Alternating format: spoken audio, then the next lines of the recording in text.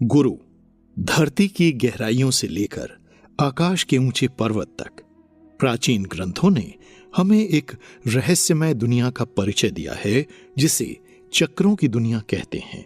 प्रमुख हिंदू और योग चक्र प्रणाली 7 केंद्र बिंदुओं से बनी है जो आपकी रीढ़ के आधार से शुरू होकर आपके सिर के शीर्ष तक जाती है। चक्रों को ऊर्जा के घूमते पहिए के रूप में दर्शाया गया है जो शरीर और आत्मा को एक सार करता है। चक्रों का सबसे पहला उल्लेख लगभग 600 ईसा पूर्व योग उपनिषदों में मिलता है। योग उपनिषद प्राचीन संस्कृत ग्रंथ हैं जो हिंदू धर्म के कई दर्शन और प्रथाओं का वर्णन करते हैं। विद्वानों के द्वारा चक्रों और योग के विचारों से आवश्यक ज्ञान मिलता है। पर इन चक्रों से एक आम इंसान के जीवन में क्या फायदे हो सकते हैं? अगर कोई मनुष्य चिंता, अशांति जैसी मुश्किलों से जूझ रहा हो तो वो इन चक्रों को नियमित करने से अपने जीवन में सुख और शांति को आकर्षित कर पाएगा। सभी 7 चक्रों के अलग अलग फायदे होते हैं जिससे मनुष्य के जीवन पर गहरा असर पड़ता है। वेदों में बताया गया है कि भगवान शिव ने अपने बालों से पृथ्वी की रचना की थी। मान्यताओं के अनुसार भगवान शिव ने ध्यान में लिप्त होकर अपनी जटा के तेज से मूलाधार चक्र की उत्पत्ति की। इस प्रकार उनकी जटा से निकली ऊर्जा ने मूलाधार चक्र को जन्म दिया। ये चक्र हमें उस धरती माता के संबंध को समझाता है जिससे हम अपनी आत्मा को जोड़ते हैं। यहां तक कि एक प्राचीन कथा के अनुसार भगवान गणेश का मूलाधार चक्र से संबंध है जो उन्हें उनकी पहचान और स्थिरता का प्रतीक बनाता है। इस चक्र का नाम स्वयं में ही अनमोल है। मूल यानी आधार। ये चक्र हमें धार्मिकता की भूमि में स्थिति और सुरक्षा की अहमियत को समझाता है। प्राचीन ग्रंथों में मूलाधार चक्र को मूलाधार के रूप में बताया गया है जो हिंदू तांत्रिक संदर्भ का पहला चक्र है। ये चक्र पृथ्वी के मूल में स्थित होता है। जैसे कि ये चक्र मूल में स्थित है, फिर अगर कोई शादीशुदा व्यक्ति इस चक्र को हासिल कर लेता है फिर क्या वह अपने कर्तव्य का पालन नहीं करेगा? किसी व्यक्ति में मूलाधार चक्र उसके जीवन में स्थिरता और मूलभूत आत्मविश्वास का अनुभव कराता है। इसे शारीरिक और आत्मिक सुरक्षा के रूप में भी देखा जा सकता है जिसमें यौन संबंध भी शामिल हो सकते हैं। लेकिन मूलाधार चक्र का अर्थ केवल यौनता तक सीमित नहीं है। यहां तक कि जैसे ही ये चक्र संतुलित होता है व्यक्ति अपने जीवन में अधिक सामंजस्य और स्थिरता को अनुभव करता है जिससे उसका निरंतर धार्मिक और आध्यात्मिक विकास होता है। भगवद गीता में जीवन और आध्यात्मिक अभ्यास में स्थिरता और आधार की महत्वपूर्णता को समझाया गया है। युद्ध के समय कृष्ण अर्जुन को स्थिरता की महत्वपूर्णता को सिखाते हैं जिसमें वो जीवन के हर पहलू पर स्थिर रहने का संदेश देते हैं। ये अनुशासन और नियमों के साथ जुड़ा होता है जो ध्यान और साधना के माध्यम से प्राप्त होता है। आध्यात्मिक प्रक्रिया में स्थिरता हमें स्वयं को और अपनी अंतरात्मा को एक सुर में रखने की क्षमता प्रदान करती है। अगर मनुष्य कई तरह की मानसिक उलझनों से परेशान रहता है तो उस समय वो अगर किसी योग्य गुरु द्वारा स्वाधिष्ठान चक्र को जागृत करने का प्रयास करे तो उसे मानसिक तनाव से मुक्ति मिल सकती है। पर कैसे? स्वाधिष्ठान चक्र दूसरा चक्र है जो मनुष्य की नाभि में स्थित है। अगर मनुष्य इसे जागृत करने का प्रयास करे तो वो मानसिक तनाव के साथ अपने अंदर की क्रूरता, घमंड, आलस, अविश्वास जैसी बुराइयों का नाश करने वाला प्राणी भी बन सकता है। अगर स्वाधिष्ठान चक्र नाभि में स्थित है फिर ये हमारे अंदर की बुराइयों का नाश कैसे करता है? इस चक्र को पूरी तरह से जागरूक करने के लिए मनुष्य को अपने खान पान और दिनचर्या पर काबू रखना होता है। तभी मनुष्य इस चक्र को जीतकर तीसरे चक्र की ओर बढ़ता है। स्वाधिष्ठान चक्र संजीवनी जल का प्रतीक है। ये चक्र हमारी अंतरात्मा के रोमांचक अनुभवों की गहराइयों को खोलता है। पुराणों के किस्से हमें बताते हैं कि भगवान विष्णु के आदिकाल में देवताओं ने समुद्र मंथन के द्वारा अमृत को प्राप्त किया, जो सृजनात्मकता, शक्ति और उदारता का प्रतीक बना। इस चक्र से हमें अपनी स्वतंत्रता के साथ जुड़ी अनगिनत संभावनाओं का अनुभव करने का अवसर मिलता है। ऋग्वेद और अन्य वेदों में सृजनात्मकता यानी क्षमता और जागरूकता का महत्व बहुत अधिक है। वेदों में लिखे गाने, कविताएं और मंत्र हमें नए और बेहतर विचार देते हैं। ऋषियों की सृजनात्मक शक्ति से भरी इन गाथाओं में हर शब्द और हर वाक्य कुछ नया सिखाता है। संवेदनशीलता भी हमें अपने भावों और विचारों को समझने में मदद करती है। यहाँ न केवल भविष्य की बातें बताई जाती हैं, बल्कि हमें अपने जीवन को सुंदर और सहज बनाने के उपाय भी मिलते हैं। इससे ठीक ऊपर एक ऐसा चक्र भी है जो हमारे विचारों को प्रभावित करता है, यहाँ तक कि ये अनुभव हमारे शारीरिक और मानसिक स्तर में भी बदलाव कर सकता है। लेकिन इस चक्र में एक गहरा रहस्य छिपा है जो शायद आपको अभी तक पता नहीं होगा। सूर्यमंडल चक्र, जिसे मणिपुर चक्र भी कहा जाता है, ये हमारे शरीर का तीसरा चक्र है और ये पेट के ऊपरी हिस्से में स्थित होता है। मणिपुर चक्र का संबंध अग्नि तत्व से होता है, जो हमें प्रेरित करता है कि हम अपने जीवन में परिवर्तन लाएं और अपनी व्यक्तित्विक शक्ति को जागृत करें। इस चक्र का सही संतुलन हमें स्वतंत्रता, उत्साह और स्वाधीनता की अनुभूति कराता है। जब हमारा मणिपुर चक्र सक्रिय होता है, तब हम अपने जीवन के हर क्षेत्र में सफलता और समाधान प्राप्त करते हैं। वैदिक साहित्य के अनुसार ऋग्वेद में अग्नि तत्व का उल्लेख है। अग्नि जल वृत्ति का प्रतीक है, जो हमें बदलाव और व्यक्तिगत शक्ति की ऊर्जा देता है। सूर्य देव जो ऊर्जा, प्रकाश और ज्ञान का प्रतीक है। इसलिए मणिपुर चक्र को ज्ञान का चक्र भी कहा जाता है और सूर्य का चमकता हुआ प्रकाश भी मणिपुर चक्र की ऊर्जा के संचार को प्रेरित करता है।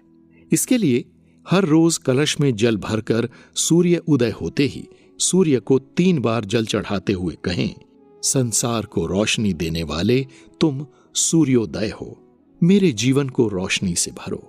और सूर्य अस्त होने पर सूर्य की उपासना करते हुए कहें, तुम संवर्ग कहलाते हो, मेरे पापों को दूर करो। इस उपासना के परिणाम स्वरूप मनुष्य का मन पवित्र हो जाता है। गीता में कर्मयोग और आत्म परिवर्तन के महत्वपूर्ण तत्वों पर चर्चा की गई है, जो आत्मिक विकास के माध्यम से होती हैं। हमें अपने कर्मों के परिणाम पर नहीं, बल्कि कर्मों पर ध्यान देना चाहिए और अपने कर्म ईश्वर को समर्पित कर देने चाहिए।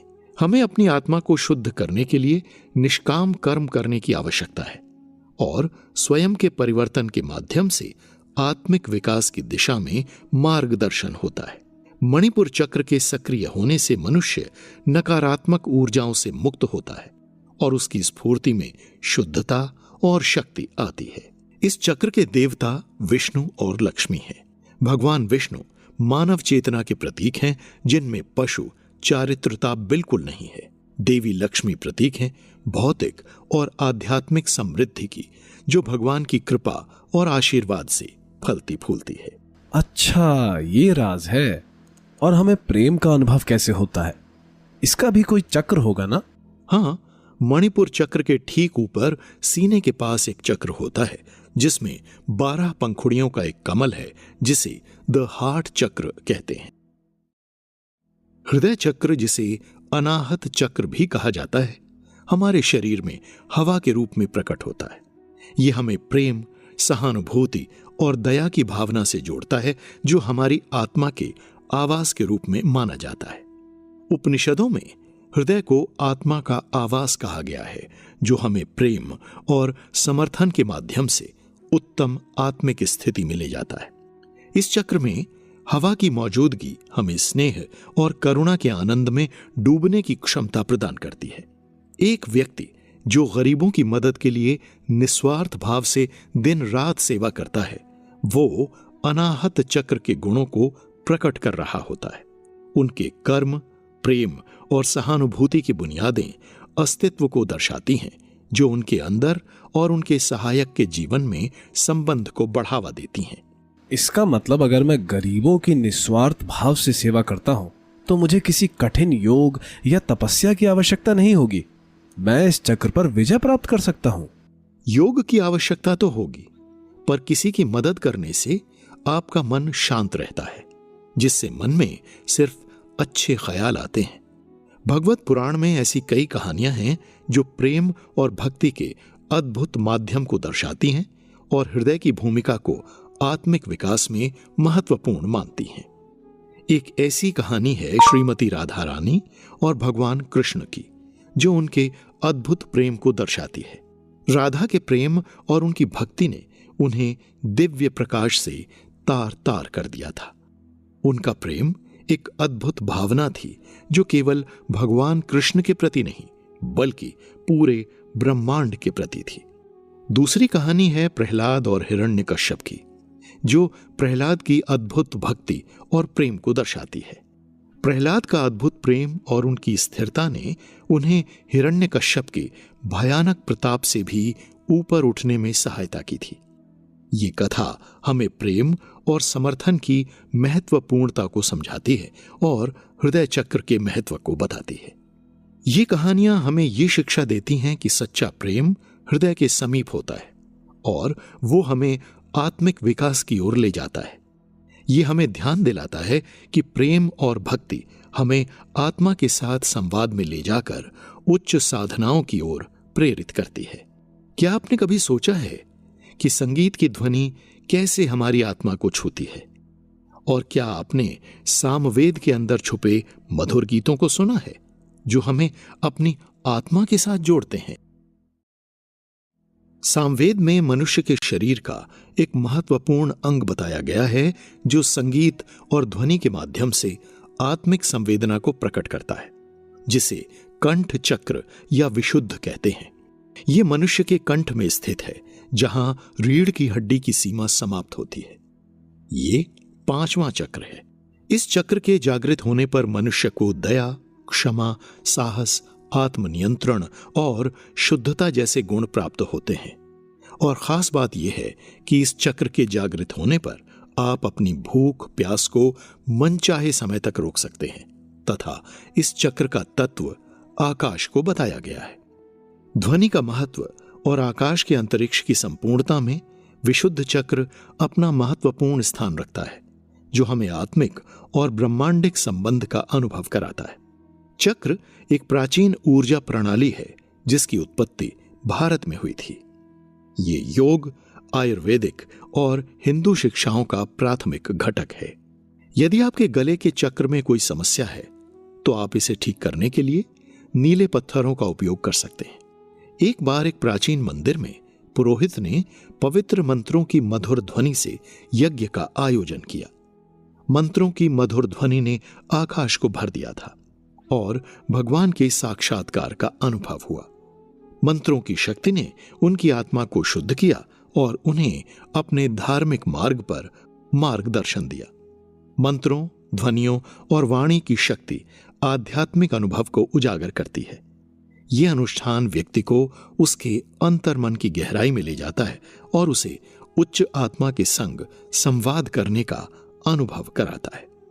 इस रूपांतरण में ध्वनि, मंत्र और वाणी की शक्ति उसे उसके स्वार्थ के प्रकाश में मार्गदर्शन कराती है और उसे आत्मसमर्पण और साक्षात्कार की ओर ले जाती है। जैसे कि 4 तत्व शरीर की रचना करने में सहायक होते हैं, वैसे ही ये 5वां तत्व आकाश शरीर को शुद्ध और दीर्घायु बनाने में सहायक होता है। शिव पुराण में तीसरी आंख अजना चक्र के रूप में उल्लिखित है। ये चक्र मस्तिष्क के बीच में स्थित है, जो भगवान शिव की अभिव्यक्तियों में भी देखा जाता है।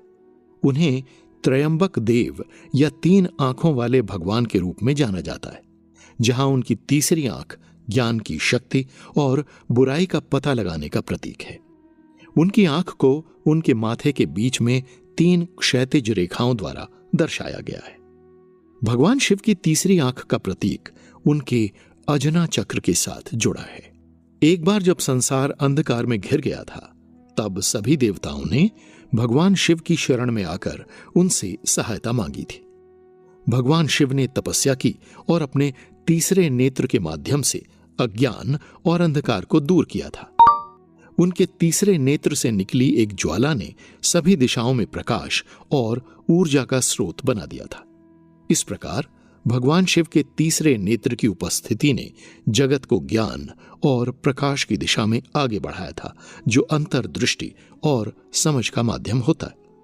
इस चक्र का अध्ययन करने से व्यक्ति अपनी अंतरात्मा के साथ गहरा संबंध बनाता है और उसे अपनी भावनाओं और अनुभूतियों का सामना करने की क्षमता प्राप्त होती है।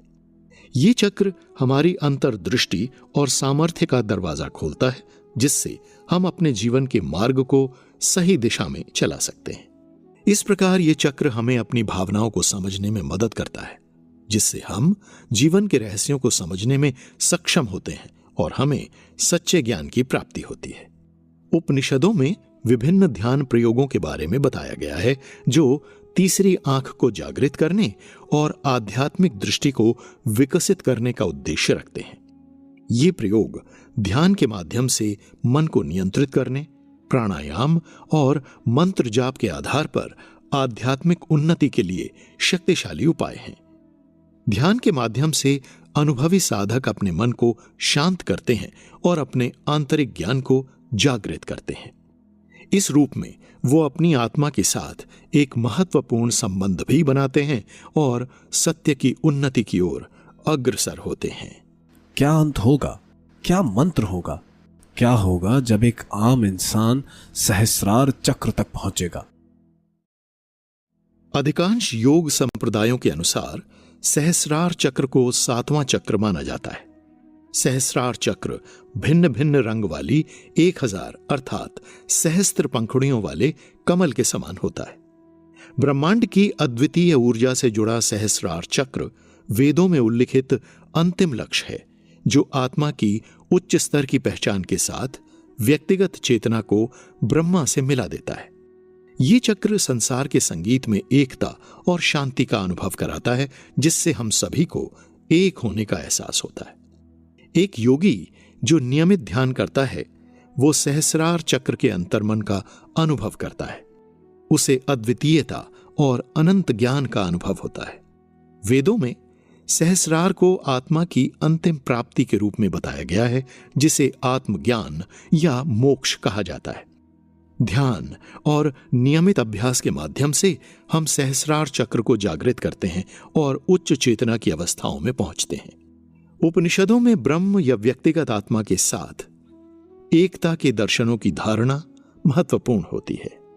ये विचार वेदांत दर्शन के मूल तत्वों में से एक है, जिसमें ब्रह्म को अनंत, अविकारी, निर्गुण, निराकार माना जाता है। उपनिषदों के अनुसार जब आत्मा अपने स्वरूप को समझती है तो वो एक हो जाती है। ये एकता अनुभूति और अनुभव के माध्यम से होता है, जिससे व्यक्तिगत आत्मा ब्रह्मांड की निर्मलता समझ सकती है। ये प्रक्रिया मोक्ष के मार्ग को सरल करती है, जो मानव जीवन का उच्चतम उद्देश्य है। ये चक्र ब्रह्म स्थानीय चक्र के नाम से भी जाना जाता है। जब मनुष्य की ऊर्जा सहस्रार चक्र तक पहुंच जाती है तो वो आनंद में होकर झूमने लगता है। इस चक्र को जागृत कर लेने का अर्थ है कि आप जीवित ही मोक्ष की स्थिति में पहुंच चुके हैं और इस चक्र पर ध्यान लगाने वाले योगी का सीधा संपर्क भगवान शिव से होता है और इसी के साथ कुंडलिनी सती यानी सत्य की अग्नि बाकी 6 चक्रों से होती हुई इस चक्र में आकर पूर्ण हो जाती है। तो ये थे वो 7 चक्र जिनकी नियमित रूप से साधना करने से एक साधारण मनुष्य भी दिव्य पुरुष में बदल सकता है। लेकिन इन्हें जागृत करना बहुत ही कठिन होता है, क्योंकि कुंडलिनी जागृत करने के लिए उच्च कोटि का ध्यान और साधना करनी पड़ती है। परंतु आज के समय में ऐसा कर पाना बहुत ही मुश्किल होता है। तो अब इन 7 चक्रों को जागृत करने का क्या उपाय है? शरीर के इन 7 चक्रों को जागृत करने का एक ही उपाय है और वो है ध्यान। सभी चक्रों की अलग अलग योग, मंत्र और साधना होती हैं। सभी चक्र ऊर्जा प्राप्त करते हैं और भेजते हैं जो आसपास के अंगों को प्रभावित करती है। हालांकि जब कोई चक्र असंतुलित होता है तो ऊर्जा का प्रवाह रुक जाता है। इससे आसपास के क्षेत्रों में स्वास्थ्य संबंधी समस्याएं हो सकती हैं। जो व्यक्ति इन सभी चक्रों को हासिल कर लेता है तो उसका भूख, प्यास और काम वासना पर काबू होता है। पुराणों में यह भी बताया गया है कि जो भी व्यक्ति ऋषि मुनि सभी चक्रों को हासिल कर लेते थे तो उनके शरीर से एक अलग ही सुगंध आती थी। क्या अब आप एक दिव्य पुरुष बनना चाहेंगे? जैसे हम हर सप्ताह हमारे फोन को रीसेट करते हैं, वैसे ही हमें अपने चक्र को भी रीसेट करना होता है। हर महीने, हर हफ्ते एक बार जरूर। पर इसके लिए कोई बटन नहीं बल्कि मंत्र साधना होती है। यदि आपको अलग अलग चक्र के अलग अलग मंत्र नहीं पता तो इसके लिए आप गुरु मंत्र या गायत्री मंत्र का जाप कर सकते हैं। उम्मीद करते हैं आपको हमारा ये शो पसंद आया होगा। इसके बाद हम आपको हमारा दूसरा show spiritual lessons from Chaitanya Mahaprabhu recommend करना चाहेंगे। इसका लिंक आपको डिस्क्रिप्शन में मिल जाएगा।